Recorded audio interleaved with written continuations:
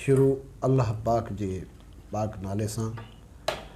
जीअं त दोस्तो असांजी तमामु हिकिड़ी बहितरीनु तमामु सुलझल कुलसूम अली जी जेको आर्टिस्टनि जा इंटरव्यू वठंदी रहंदी आहे, तव्हांखे ख़बर आहे। ऐं आउं सम्झां थो त को बि आर्टिस्ट बचियो न आहे जिन हिन इंटरव्यू न वरितो हुजे। त आउं तव्हांजो पंहिंजो फ़ेरोज़ लगारी ऐं पंहिंजो तारुफ़ तव्हां सां कराईंदो हलां त मुंहिंजी जेका इब्तिदा थी रेड पाकिस्तान हैदराबाद खां 1990 खां। अच्छा, फस्ट ड्रामो जेको मुंहिंजो हो मिटीअ जा माण्हू मंज़ूर कुरैशी साहब उन्हनि वटि कयो, ऐं सेकेंड मोर उॾाणा मोर उहो बदनसीब थरी जेको हमीद हालेपोटे साहब कयो, ऐं ईअं इक़बाल सईद अंसारी साहब वारो उन वटि। पोइ इन फील्ड खे टाइम न ॾेई सघुसि छो जो मुंहिंजी जॉब हूंदी हुई। हैदराबाद खां कराची अचण जे लाइ तव्हांखे ख़बर ई त लोकल बसूं हूंदियूं, 3.5 4 कलाक लॻी वेंदा हुआ। ऐं जेकॾहिं उहो हिकिड़ो सीन अगरि सुबुह जो 8 बजे जो टाइम रखियो वेंदो त राति जो 11 थी वेंदा हिकिड़े सीन जे लाइ। बहरहाल ईअं थींदे थींदे अञा ताईं रेडियो ते त आउं आहियां as a compare as a artist भले कैटेगरी, अञा बि मीडिया ते कमु कंदो आहियां। यूट्यूब जा जेके चैनल्स आहिनि, काफ़ी दोस्त आहिनि वीचारा गुज़ारिश कंदा आहिनि, अर्ज़ु कंदा आहिनि, वठी वेंदा आहिनि। टेलीफिल्मूं बि ठाहियूं आहिनि, ठाहींदा रहंदा आहियूं।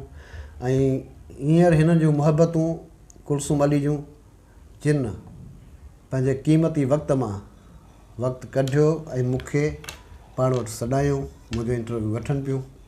जी अस्सलाम वालेकुम। तव्हांजी पहिरीं त महिरबानी जो तव्हां मूंखे टाइम ॾिनो। महिरबानी त तव्हांजी जो तव्हां असांखे इन क़ाबिल इन लाइक़ु सम्झो जो अॼु तव्हांजे साम्हूं असां मौजूदु आहियूं ऐं तव्हांखे इंटरव्यू ॾेई रहिया आहियूं। इन खां वधीक असांजे लाइ ॿी कहिड़ी ख़ुशी थी सघे थी। पर मीडिया ते कॾहिं कॾहिं बाज़ोकात काफ़ी दोस्त यार चवंदा आहिनि ड्रामा हलनि पिया, पर टाइम न हुअण जे करे मे बि थी सघे थो टाइम मिले त थी सघे वरी तव्हांजे साम्हूं अची हाज़िर थियूं। इहा बि दिलि में अञा हसरत आहे। वैसे तव्हांजो शौक़ु कंहिंखे ॾिसी जाॻियो? मूंखे शौक़ु हक़ीक़त तव्हांखे अॼु इहा तव्हां जेका ॻाल्हि मूंखां पुछी आहे, दिलि वारी ॻाल्हि पुछी आहे, त मूंखे शौक़ु न हूंदो छो जो बाबा साईं रेडियो पाकिस्तान ते सीनियर प्रोड्यूसर हूंदा मोहम्मद ख़ान लगारी। त जेके असां क्लास फेलोज़ हूंदा हुआसीं त उन्हनि मूंखे इहो चयो त यार तूं को फ़ाइदो वठि, तुंहिंजो बाबा रेडियो पाकिस्तान हैदराबाद ते आहे। काफ़ी अहिड़ा आर्टिस्ट आहिनि, सैयद सालिम अहमद शाह आहे, याकूब ज़करिया आहे, ऐं AR बलोच साहब जहिड़ा, ऐं पंहिंजो कराची में पंहिंजी हिकिड़ी रहंदी अथव, नालो मूंखे चङो आहे सकीना मेमण साहिबा, ऐं सीमा पहवर, तव्हां ॿुधो हूंदो सीनियर आर्टिस्ट उहे। त मूंखे शौक़ु उन्हनि ॾियारियो, मूंखे शौक़ु न हो, पर जेॾीमहिल इन फील्ड में इन थियासीं मज़ो आयो। ऐं ॿाहिरि माना आउटसाइडनि ते बि वियासीं, जीअं आउटडोर थींदा आहिनि, उते त वधीक इंसान खे मज़ो ईंदो आहे, ख़ुशी बि थींदी आहे, पर छा आहे टाइम तमामु घणो वेस्ट थो थिए, जेको टाइम न ॾियण जे करे अॼु आउं पुठिते आहियां। बाक़ी फील्ड सुठी आहे, हिते असांजा आर्टिस्ट सुठा आहिनि, हिक ॿिए सां ताउन, हिक ॿिए सां खिल मज़ाक। आर्टिस्ट ईअं सम्झो माना सम्झो घर जो माण्हू, फ़र्द हिकिड़ो माना कंपनी जो माण्हू। सो इहे हाल, इहे अहवाल, इहो शौक़ु ईअं जाॻियो। उन खां पोइ 6 महीना खनि रेडियो पाकिस्तान ते मूं कई त पोइ वरी सिधो मंज़ूर कुरैशी साहब सां मुलाक़ात थी। गुलाब चांडियो साहब हुआ, हिकु अधु आर्टिस्ट ॿिया सीनियर वेठा, त मूंखे उन्हनि हिकिड़ो स्टूडेंट जो करेक्टर ॾिनो जेको मुंहिंजे ख़्याल में मुने पेज ते हो। त मूंखे चई इन में सईद वाघो मरूम हो, त मूंखे चई नहीं परफॉर्म करे ॾेखारियो। मूं परफॉर्म कयो, पर छा आहे त फस्ट एंट्री मुंहिंजी जेका हुई न PTV ते फस्ट एंट्री, त उन में थोरी हिचक मूंखे, त मूंखे मंज़ूर साहब चयो त न लगारी मज़ो न पियो करी दुबारा। पोइ माना 3 दफ़ा उन्हनि करे चई लास्ट तोखे चांस आहे, जेकॾहिं करे सघी थो। उन में लीडर हूंदो आहे हिकिड़ो स्टूडेंट, जे करे में ठीकु आहे पुटु, मुंहिंजे दोस्त जो पुटु आहीं, पर आउं तोखे सॉरी चवंदो एक्सक्यूज़। अल्हम्दुलिल्लाह कामयाबु थियसि ऐं एप्रिशिएट कयूं त वाक़ई तो फॉलो कयो ऐं तो करे ॾेखारियो। उन खां पोइ नवाब मेहदी साहब, उन्हनि जी ऑफर हुई, इक़बाल सईद अंसारी साहब, उन्हनि जी बि ऑफर हुई, उन्हनि सां गॾु कमु कयोसीं। पोइ हाणे जिन दोस्तनि ॾिठो न ॾिठो उहो अलाह बहितर थो ॼाणे। बहरहाल हिकिड़ो ड्रामो मुंहिंजो जेको हलियो मोर उॾाणा मोर, उन में आऊं ऐं सलीम रिंद गॾु हूंदा आहियूं, ॿियो ज़मीर हिसबानी मरहूम, असां माना हिकिड़े हंधि गॾु हूंदा आहियूं। त हू चरियो थी चुको हूंदो आहे केरु, सलीम रिंद, जेको मोर जे नाले सां। त उन में मुंहिंजो हिकिड़ो डायलॉग हो, त हू मूंखां पुछंदो आहे तुंहिंजो नालो छा आहे, त आउं चवंदो मुंहिंजो नालो आहे गिदरो। ऐं गिदरो तो उन गिदरे जे नाले सां आउं ड्रामो करे रिकॉर्ड करियो, पर जॾहिं उहो नशर थियो तव्हां यकीन करियो हैदराबाद खां जेकॾहिं टंडोलियार साइड पियो निकिरां या खेसाना तो बि बिहां या टंडो जाम गिदरो गिदरो गिदरो, माना एॾी पहचान हूंदी आर्टिस्ट जी। पर नालो पहिरीं कमाइण आसान हूंदो हो या हाणे? नालो कमाइण पहिरीं आसान हो। अच्छा जी हाँ, छो जो PTV जो दौर अहिड़ो हूंदो हो जो माण्हुनि खे इंतज़ारु हूंदो हो त नाटक सभा या नाटक रंग केॾी महिल थो अचे। अॼु मंसूर बलोच खे सभु को यादि करे थो, अनवर सोलंकी साहब सां मुंहिंजो कमु कयल आहे, उन्हनि खे फरीद नवाज़ बलोच ऐं ॿिया काफ़ी सारा काफ़ी सीनियर असांजा, मुश्ताक साहबु हूंदो हो, ठीकु आहे, नूर मोहम्मद लाशारी साहबु हूंदो हो। त अॼु बि उहे नाला उहे माण्हुनि जे दिलनि तां लथा न आहिनि। अॼु बि पुराणो ड्रामो तव्हांजो PTV जो किथे बि स्टार्ट थिए तव्हां ॾिसो, अॼुकल्ह वरी इहो सिस्टम करे छॾियो अथनि त हिन ते फेसबुक ते बि उहे पुराणा ड्रामा हलाइण शुरू कया अथनि ऐं माण्हू दिलि सां ॾिसनि था। अॼुकल्ह जी नौजवान नस्ल बि उन्हनि ड्रामनि खे वधीक थी ॾिसे। अॼुकल्ह जा जेके बसि अलाह साईं सभिनी खे ख़ुशि रखे, जेके असांजा हींअर आर्टिस्ट कमु कनि पिया या जेके डायरेक्टर थिया आहिनि, जेको कमु हले पियो, कंहिंखां लिकल धिकल कोन्हे को। हा एतिरो आहे के डायरेक्टर सुठा आहिनि, कमु वठी ॼाणनि था, के आर्टिस्ट सुठा आहिनि मुंहिंजे हिसाब सां। तव्हां हींअर कहिड़े आर्टिस्ट खां मुतासिर आहियो? ऐं पहिरीं त मुंहिंजो पसंदीदा आर्टिस्ट शुरू में जॾहिं सदोरे जो करेक्टर कयो हो असद कुरैशी, त शुरू में माना ईअं सम्झो त मुंहिंजो फेवरेट आर्टिस्ट उहो हो। उन खां पोइ न पर फस्ट सम्झो, उन खां पोइ मुंहिंजो पंहिंजो सलाउद्दीन तुनियो साहबु, जंहिं जेको करेक्टर कयो हो न, फस्ट करेक्टर जंहिं कयो हो ऐं पंहिंजो नालो मंझरायो, सेकेंड नंबर ते उहो।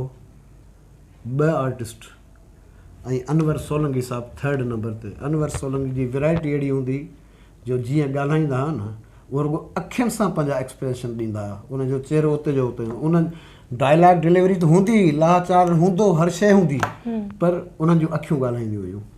ऐं असल ज़िंदगी में तव्हां छा आहियो? ड्रामा त हर कंहिं ॾिठा तव्हांजा, असल ज़िंदगी में तव्हां असल ज़िंदगी में अलहमदुलिल्लाह मां इरिगेशन डिपार्टमेंट में 17 ग्रेड जो ऑफिस सुपरिटेंडेंट आहियां हैदराबाद में, मैकेनिकल डिवीज़न में। ऐं अलहमदुलिल्लाह पंहिंजी बनी बारोबा आहे, जेको नंढो भाउ आहे ॻोठु, उहो संभालींदो आहे। असां बचपन खां अची वियासीं हैदराबाद, पढ़ियासीं लिखियासीं, जॉब्स बि हिते आहे। मुंहिंजो वालिद साहबु प्रोड्यूसर हो, आख़िर में PM थियो। मुंहिंजी नंढी सिस्टर आहे जेका शबाना अली, बहावलपुर में सीनियर प्रोड्यूसर आहे। मां तव्हांजे साम्हूं आहियां। घणा ॿार आहिनि तव्हांजा? ॿार माशाल्लाह मुंहिंजा 3 आहिनि। 3 ॿार जी, 2 पुट हिकिड़ी न्याणी। अच्छा, शादियूं कराए छॾियूं आहिनि? बसि हिकिड़े वॾे पुट जी शादी कराए छॾी आहे। हा, उहो आहे तक़रीबन 26-27 सालनि जो आहे। शादी पसंदि ते कई आहे? उन पंहिंजी पसंदि ते शादी कई। न, मूं जेका हालांकि तव्हांखे हक़ीक़त ॿुधायां त फस्ट जेका मुंहिंजी शादी हुई न, उहा मुंहिंजी माना पसंदि जी शादी हुई, जेको 2005 में असांजी सेपरेशन थी वई कुझु अणवण जे करे। उन खां पोइ 2006 में मूं अरेंज मैरिज कई। जी हाँ, उनखे डिवोर्स ॾेई छॾियो पे? हा, हुनखे अलॻि, उहो 2005 में। जी, सेकेंड मुंहिंजी जेका आहे सा अरेंज आहे। पोइ ज़िंदगी सुठी पई गुज़रे, भला लव मैरिज सही आहे या अरेंज? बसि लव मैरिज जेकॾहिं हली थी वञे त वाह वाह। लव मैरिज माण्हू मिसाल घणो ॾींदा आहिनि त लव मैरिज एतिरो नथी हले, पर ईअं बि कोन्हे को। 50% खणी न हलंदी हूंदी, पर 50 खां मथे % लव मैरिज हली आहे, कंप्रोमाइज़ आहे, अंडरस्टैंडिंग आहे, हली थी वञे। बाक़ी जेको मज़ो, जेका चाहत, जेको सुकून लव मैरिज में आहे न, उहो अरेंज में। हा, अरेंज वारी वीचारी कोशिशि भरपूर कंदी आहे, पूरी कंदी आहे, पंहिंजो पाण खे वण, पर जंहिंखे शुरू वारी घरवारी जी जेका आदत पियल हूंदी आहे न, त उहो इंसानु बिगड़ी चुको आहे उन आदत, उहा वरी सेकेंड कवर नथी करे सघे उन्हनि शयुनि खे। अच्छा, एसी ताईं तव्हां केतिरा ड्रामा कया आहिनि? एसी ताईं ईअं त मूं स्टेज ड्रामा काफ़ी कया आहिनि, तक़रीबन 18 खां 20 स्टेज ड्रामा मूं कया आहिनि।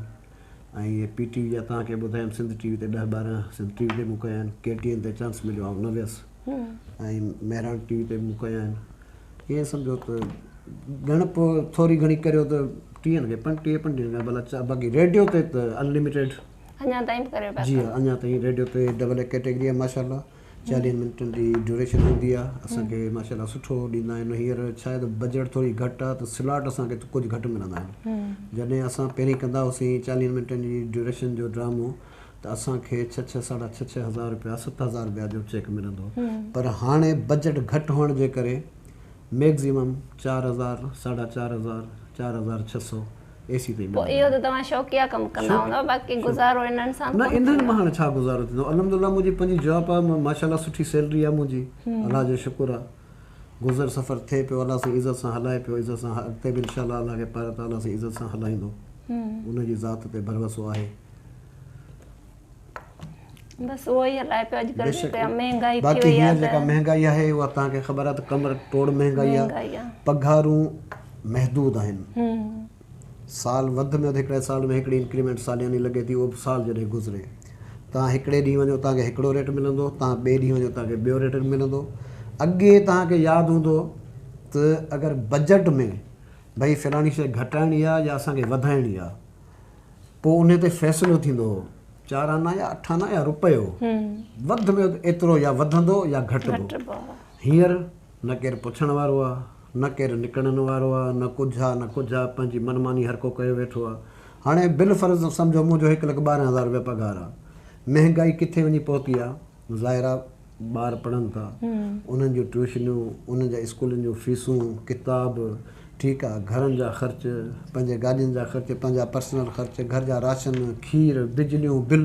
मूंखे ॿुधायो तव्हांजो त 1,05,000 या छा, पर जेको हिकिड़ो 17-18 हज़ार थो घर में आणे ऐं उहो किराए ते वेठो आहे, उहो कीअं थो गुज़ारो? उहा ई त मूंखे ॻाल्हि सम्झ में, आउं त चवां थो त इलाही माण्हू ख़ुदकुशियूं कनि पिया, पंहिंजे ॿारनि खे क़त्ल कनि पिया, पंहिंजे ॿारनि खे मारे करे वरी पंहिंजो पाण खे पिया मारीनि।